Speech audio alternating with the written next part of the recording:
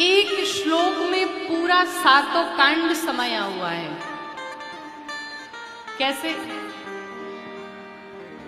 पहले श्लोक क्या है कि नीलांबुज श्यामल कोमलांगम, अर्थात नील और कमल के समान कोमल कोमल जिनके अंग हैं, भगवान का बाल चरित्र इस थोड़े से श्लोक में आ गया।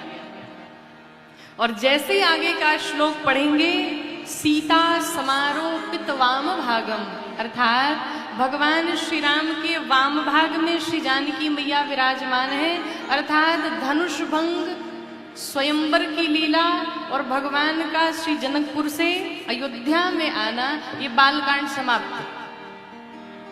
और फिर श्लोक क्या कहता है कि पाणो महा सायक चारु चापम, भगवान अयोध्या छोड़ करके धनुष बाण धारण करके वन में गए, अर्थात 14 वर्ष की जो वन लीला है इस श्लोक में आ गई, अर्थात 6 कांड इसमें आ गए, 5 कांड। अब एक कांड बचा उत्तर कांड। तो अंत में श्लोक क्या है कि नमामि रामं रघुवंशनाथम, भगवान श्री राम लंका पर विजय प्राप्त करके आए, भगवान का राज्याभिषेक हुआ, भगवान राजा बने, ऐसे भगवान श्री राम के चरणों में हम सभी प्रणाम करते हैं। इस एक श्लोक में 7 कांड आ गया।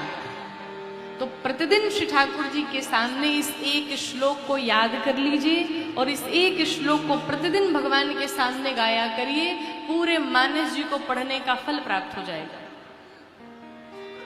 अयोध्या कांड की पहली चौपाई, जिसकी इतनी महिमा है कि हमारे गुरुजन कहते हैं कि जिसके घर में अगर भोजन का भी ठिकाना ना हो, बहुत गरीबी हो, अगर श्रद्धा के साथ विश्वास के साथ अगर आपने इन चौपाइयों का प्रतिदिन पाठ कर लिया, निश्चित ही वो व्यक्ति उस पर श्री लक्ष्मी माता की कृपा, भगवान नारायण की कृपा बरसने लगेगी।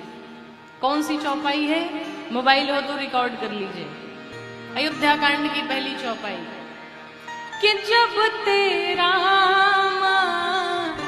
ब्याही